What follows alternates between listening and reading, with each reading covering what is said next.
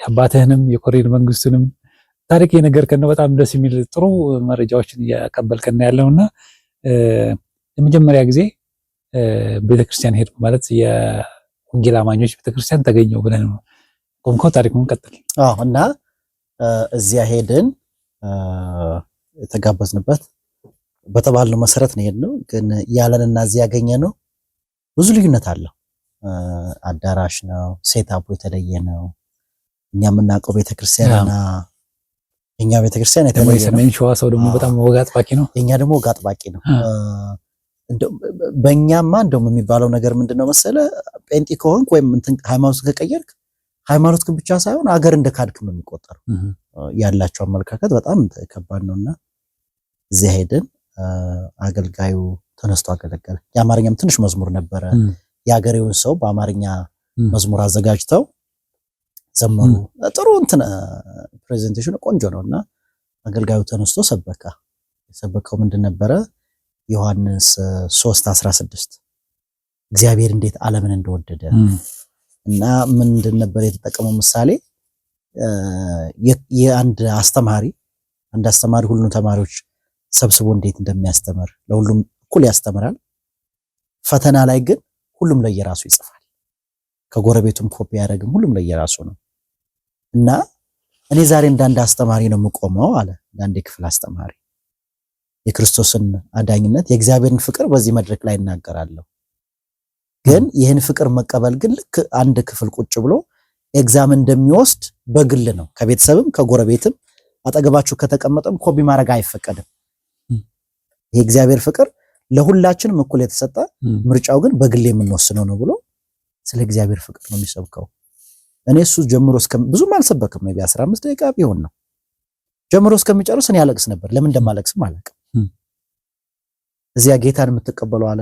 እንግዲህ እንግሊዘኛው እንዴት እንደገባኝም አላውቅም።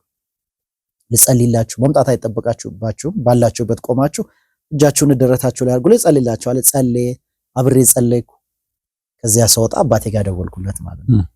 አባቴ ጋር ደውዬ ምን አልኩት? በቃ አንዳንድ ጊዜ ብዙ ጊዜ ፈጠን እላለሁ እኔ ባመንኩበት ነገር ላይ። ዛሬ ቤተክርስቲያን ሄደን ነበር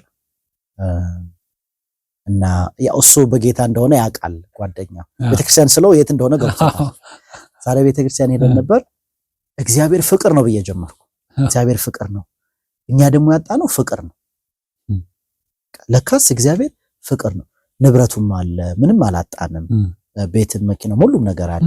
ግን እኛ ቤት የጠፋው ፍቅር ነውና አባቴ በጣም ካስቀየምኩ በጣም ይቅርታ፣ እኛ የሚያስፈልገን ፍቅር ነው፣ ምንም የጎደለብን ነገር የለም ብዬ ስብከቱን ቀጠልኩ ማለት ነው።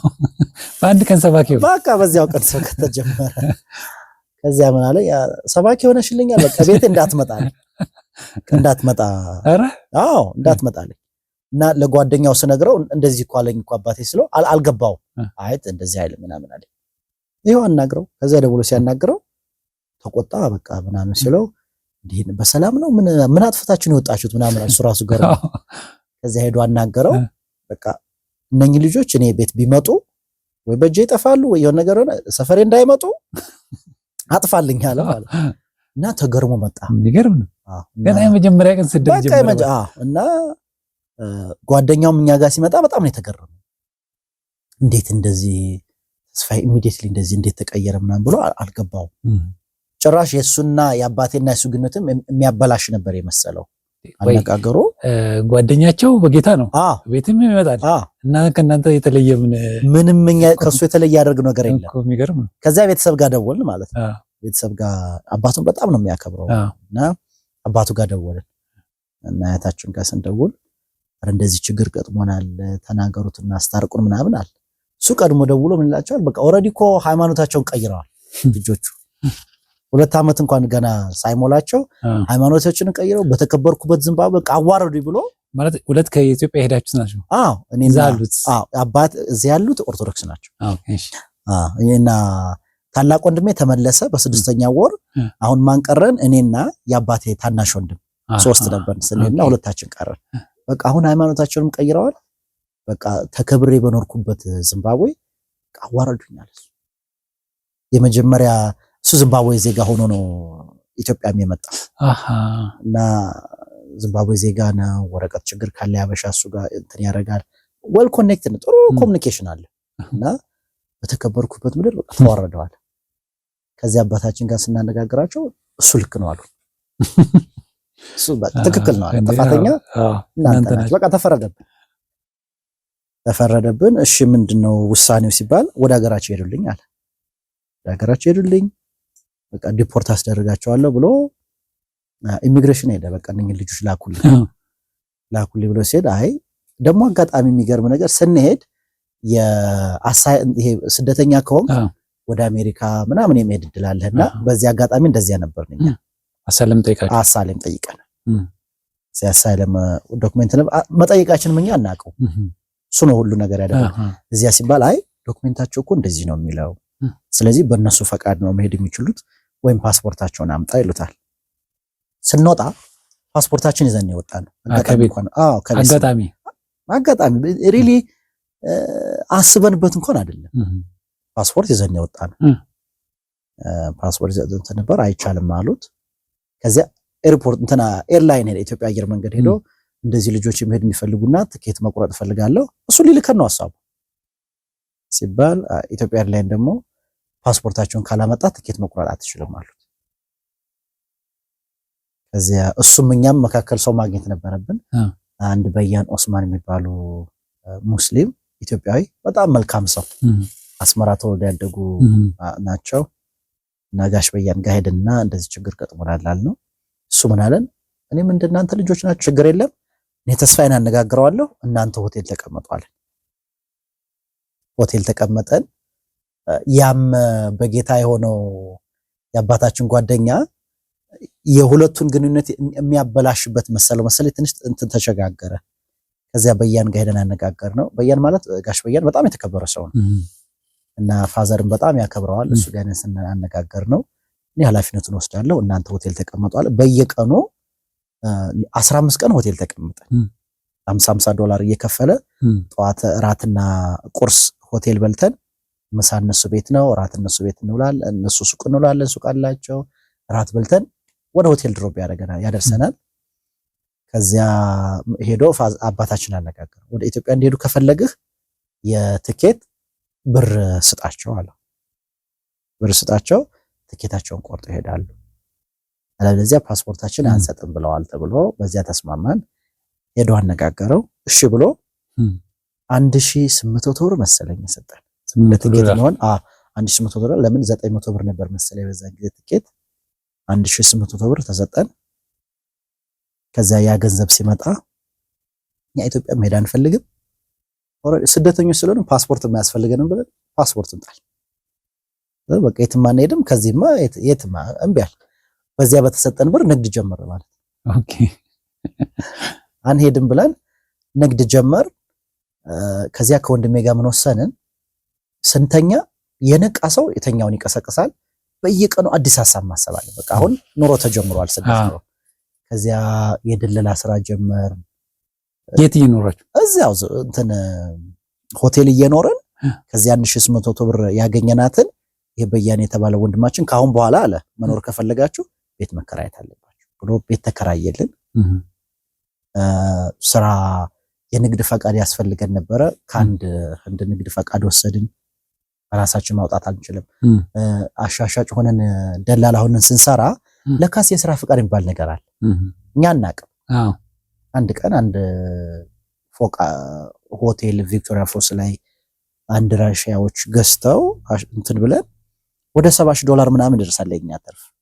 ተማሽ ይገባችሁ እዚያ ፐርሰንቴጁ እንትን ይሄ ብሮከር ስትሆን 3% ነው የምትወስደው እና ወደ 10 ሚሊዮን ምናምን ነው ፕሮፐርቲ የነበረው ዶላር ማለት ነው። እና ከዚያ ሪል ስቴቱ እንዴ እነኚህ ልጆች ለመሆኑ ስራ ፈቃድ አላቸው ምን ስለሆኑ ነው እነሱ ብሎ ጸብ፣ እንደውም ስራ ፈቃድ ስለላቸው አሳስራቸዋለሁ ምናምን ብሎን ማለት። ከዚያ የተስማማኑን በጫጭቀን ቆሻሻ ውስጥ።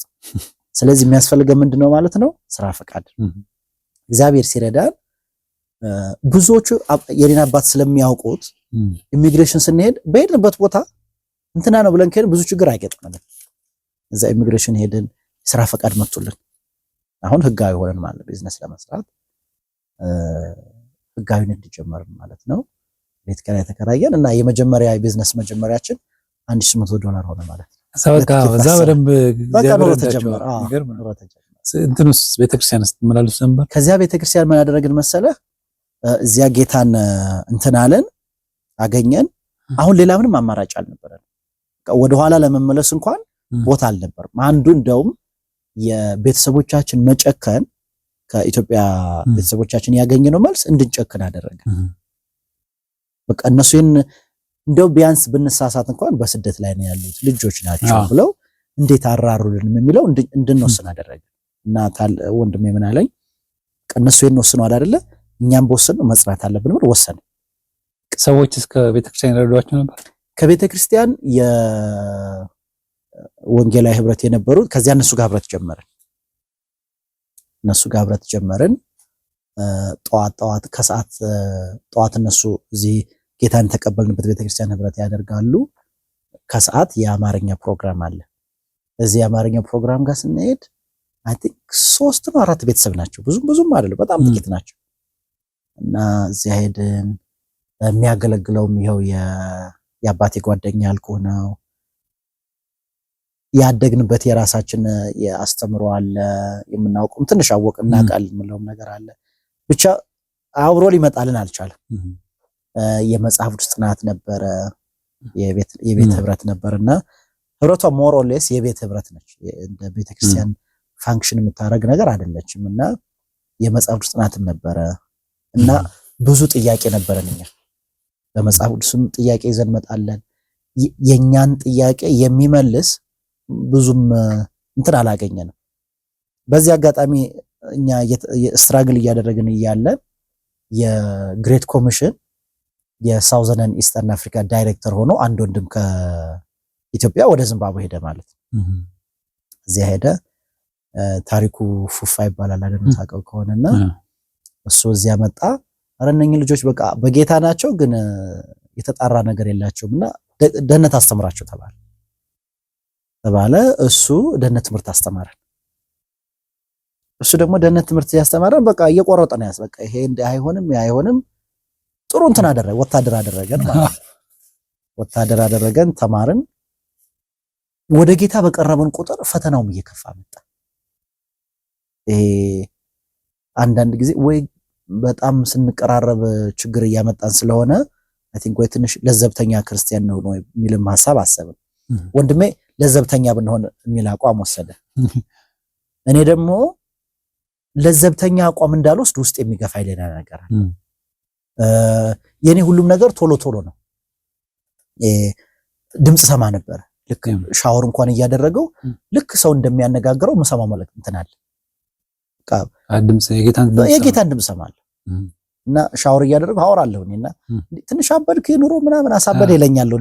እኔ ግን የሚያዋራኝ አለ ከኔ ጋር አብሮ የሚሄድ። ምን ታወራ ነበር? አይውሽ አሁን ባስታውሳቸው ብዙዎቹን እና ልክ ሰው እንደሚያወራ አወራ ነበር። ውስጤ ደስተኛ ነበርኩ። በውስጤ በቃ ብቻ የመጀመሪያ ክርስትና ምን ገጠመ መሰለህ? ራስክን የምታገል ያለ አይደለ? የሆነ በቃ ነጭ ልብስ ለብሰህ ቆሻሻ ውስጥ መገኘት እንደማትፈልግ እንደዚያ ሌላ ነገር እንዲነካኝ ራሷ እንትናል። በቃ በጣም እንጠነቀቅ ነበር። ይሄ አዲስ ፍቅር ሆነብኝ መሰለኝ እና ከዚያ ራእይ ማየት ጀመርኩ። ጊዜ ምን አየሁ መሰለህ? ተኝተን እያለ የኛ መኝታ ቤት እዚህ ውስጥ ካለው መብራት የበለጠ ትልቅ መብራት ላይ ለሰዎች መጽሐፍ ቅዱስ እያነሳው ጭንቅላታቸው ልክ የግራጁዌሽን እንደምታስመርቃ እያደረገው ብዙዎች ካለው በስመም ዛሬ መጽሐፍ ቅዱስ እየሰጠው በቃ ብዙ ሰው ስልክ አየሁት አልኩት ለወንድሜ። መልአክ ምን እንደሆነ እንኳን በግልጽ አይገባኝም። እና ያው ሌሎችም ደግሞ መልእክት ይመጣልኛል በጸሎት በዚያ ኦልሞስት ተመሳሳይ ነገር ናቸው። ጾም ጸሎት እንገባለን፣ እንጸልያለን። ግን ፈተናው በጣም ቀላል አልነበረም። ንግዱንም ሞከርነው፣ የድለላውንም ሌሎችም ብዙ ስራዎችን እንትን ሞከርን ማለት ነው። በቃ ለማለት ምንድን ነበረ ያው ስትሰደድ ብዙ ጊዜ ለአገልግሎት ሳይሆን ለኑሮ ለመቀየር ነው። እኔ አንድ እንትን ነበር በውስጤና አንደኛ አባታችንን we want to prove him is wrong በቃ እሱ መሰርተን ተለውጠን ማሳየት አለብን የሚል ውስጣችን አንድ ቁጭት ነበረ። ሁለተኛው ቁጭት ያቺ ያለ አባት ያሳደገችኝ እናቴ እሷ ህይወት መለወጥ አለበት ይሄን ማድረግ አለብን የሚል ሳይቶስ ምን አሉ እንትን ነበረኝ። እሷማ ይምጣልኛለች ና አለች። እሷ ማለት ይሄን ጌታ መቀበልን ሰሙ። እናቴ የሚገርም ነገር ስለ ጌታ መቀበል ብዙ ዲቴል ዕውቀት የላትም፣ ግን ያለበትን ትወደዋለች። እነኚህ እኮ አይጠጡ አያጨሱ ከሰው አይጣሉ የሚለው ነገር እንትን አላት፣ ጥሩ አመለካከት አላት። እና በዚያ ቆየን። በዚያ ሂደት ላይ ያለን ነው ወደ ከዚያ በኋላ ጥያቄያችንም የደቀ መዝሙር እንኳን ተምረን ፉሊ መልእክት እንትን ይሄ ያላረፈ እንትን ያለ አይደለ። ከዚያ ባልክ እዚህ ዘመን እንዳለው አይ ቲንክ አይ ሆፕ ኢትዮጵያም እንደዚህ አይነት ነገር አለ ያስባለውና በየቤተክርስቲያኑ ዙረት መጣ። እዚህ ጋር ነብይ ያለ እዚያ እንሄዳለን፣ እዚያ ጋር አስተማሪ ያለ እንሄዳለን። ረሃባችን በጣም እየባሰ መጣ ማለት ነው። የሚገርም ብዙ ቤተሰብ ክርስቲያኖች ህብረት የለንም። አሜን በቁጥር ብዙ አይደለም፣ ግን እኔ ከበደ ቸርች እንሄድ ካልኩ ሁሉም ተከትለኝ ይመጣሉ። እዚህኛው ቸርች እንሄድ ካልኩ ተከትለኝ ይመጣሉ። አንድ ጊዜ እንደውም ይሄ ልጅ እኮ በቃ ሐሰተኛ አስተማሪዎች ጋር እየወሰደ እኮ ጉባኤያችንን ረበሸው ተብዬ ችግር ውስጥ ራሱ ገባው ማለት ነው። ከዚያ ምንድን ነበር እንትኑ አይ በቃ ሐሰተኛ ናቸው ካላችሁ ሐሰተኛ የሚለውን ነገር አስተምሩን፣ ካልሆነ በቃ መሄዳችንን እንቀጥላለን በሚል ቀጠልንበት ማለት ነው። እዚያ ቀጠልን። መጨረሻ ላይ ምን ሆነ መሰለ 2011 ከ2011 እስከ 12 እስከ 13 ድረስ ጥሩ የመንፈሳዊ እንትን ነበረኝ። ይሄ ከእግዚአብሔር ጋር የተነካካ ነገር ጸሎት ጊዜ ነበረኝና ጸልይ ነበረ። በጸሎት ላይ ያለን ወንድሜ ትንሽ ወደ ቢዝነሱ ያተኮራል። ወደ ሀብታ ብልጽግናዋን ጠበቅ ያደርጋታልና እኔ ደግሞ ልቶም ብለው አልተው ያልኩት ችግር አለ። ያን ጊዜ ስንጠመቅ እንኳን እንትን ነበረኝ ልክ ሹርባ ተሰርተን ምናምን ነበር። አንድ ጊዜ እንደውም እሱን የተቆረጥኩት ምንድነው መሰለ ቸርች ተቆረጥ ሲሉኝ እምቢ ብዬ መንገድ ላይ በእግሬ እየሄድኩ ምን ገጠመኝ መሰለ አንድ ልጅ ከለር ድሏቸዋል ክልስ መስየው ፕሊስ ከና ሀፍ ሲጋሬት አለኝ። ሲጋራ በተሰጠኝ ብሎ ጠየቀኝ ማለት ነው። ለካ በዚህ ጸጉሬ እኔ ሰካራ በቃ አጫሽ ነው መስለ ማለት ነው። እዚያ ጸጉር ቤት ሄጄ ጥየው መጣ ለራስተንም በቃ እንትን ሳምሃው የምለውን ነገር ለመኖር እፍጨረጨር ነበር። በቃ እንትን ስስት ነበርኝና ከዚያ በዚያ ላይ ያለው አንድ ቤተክርስቲያን ሄጄ አንድ ስራ ላይ ያለው አንድ ኢትዮጵያዊ ዚምባብዌ አግብታ በጣም የተቸገረች እንደሆነ ምናምን ነገር ሰማው ማለት ነው። ከዚያ በፊት ምን አድርጌ ነበር መሰለ ሁለት መጽሐፍ አንብቤ ነበር። ምናልባት የሰዓት እላፊ ሚል መጋዚን ወይ መጽሐፍ ገጥሞ ከሆነ የቺቺኒያ ሰዓት እላፊ በመንገድ ላይ የሚሰሩ ሴቶችና በሚል ነውና አንደኛው መጽሐፍ ላይ ከ20 በላይ የሚሆኑ ሴቶች አሉ። የህይወታቸው ታሪክ እንዴት ወደዚያ እንደበቁ ሞር ለሰው ያለኝ አመለካከት በጣም ሴንሲቲቭ እንደሆነ አደረገኝ። ለካ ማንም ሰው ወዶ ኃጢአት ላይ አይወድቅም፣ ድንገት ሰው ተነስቶ ልበድ ብሎ አያብድም የሚል እንትን ውስጥ ገባሁና ለሰው የሚያዝን አይነት አመለካከት ተፈጠረ ማለት ነው።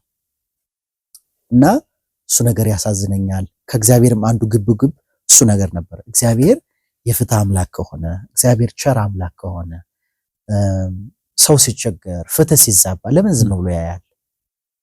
ትልቅ ጥያቄ ነበረ። ከዚያም በፊት አንድ መከታተለው የቲቪ ፕሮግራም ነበረ የአፍሪካን ድምጽ አፍሪካን ቮይስ የሚል ከሳውዝ አፍሪካ የሚተላለፍ ነበርና ሁለት ጊዜ ነው ከአባቴም ጋር ያለ አዩ ነበር እሱና እንደውም አባቴ ከለከለኝ። ይሄንን እሱን እያዩ ምግብ መብላት እስከሚቸግር ድረስ ነው። በፊት ጌታን ሳላቅ እና አንድ ማልወደው ነገር ፍትህ ሲዛባ ደስ አይመችኝ። አንዳንድ ጊዜ በማይመለከተኝ ነገር ከገባው ፍትህ ተዛብቷል ብዬ ካሰብኩ ለዚያ ከሆነ ማንንም ይሁን ምንም ይሁን ሳላውቀው ጣልቃ ገባለሁ እና የሚያሳዩ አፍሪካ ያለውን ችግር ብቻ ነው። እሱ አለ አሁን ያነበብኩት መጽሐፍ አለ። እንደገና ይቺ ልጅ እዚያ ስትሄድ ሰውዬ ሁለት ሚስት አለው። ዚምባብዌ 2-3 ማግባት ይፈቀዳል እና እና ልጅቷ እንደዚህ ነው ሲነግሩኝ በጣም ተሰማኝ። ጌታ ወይ የመፍትሄ ሰው አድርገኝ ወይ ችግር አታሳየኝ። ለምንድን ነው እኔ በማይመለከተኝ ነገር የምጎዳው ብዬ በጣም አዘኝ እግዚአብሔርን ጠየቅኩት። እና ያን ቀን ሌሊት ብዙ ጊዜ ሶፋ ላይ ተኝቻ አድራለሁ፣ ወይ እንቅልፍ ይወስደኛል፣ በጸሎት ላይ ያለው ወንድሜ ተኛል፣ እኔ እዚያ አድራለሁ ማለት ነው። እና ያን ሌሊት ልክ ሰውን እንደሚቀሰቅሰው ቀሰቀሰ። እኔ ወንድሜ ከእንቅልፍ አንቅቶ ተኛ ሊለኝ የመጣን የመሰለኝ እንጂ ጌታ ራሱ የመጣ አልመሰለኝ። እና በድንጋጤ ነው የተነሳሁት። ሳየው ልክ ሰው ወይ ሽፍታ ወይ ጥይት ይዞ ትሞታለህ እንደተባለ ነው ሰው እንደዚህ ያደንግጬ ነው ቁጭ አልኩት። አገልግሎት ስላለባበሳችን ግድ የሚለው አይመስለኝም ነበር። የኛ አለባበስ የኛ ምን አይነት እንዴት ሆነን እንዴት እንትን ላል የሚለው ብዙም እንትን ካዥዋል ነበርኩኝ። ሲፈልገ በነጠላ ጫማ ሲፈልገ በቢጃማ ቤተክርስቲያን ልሄድ ይችላል። ብዙም አልጨናነቅም።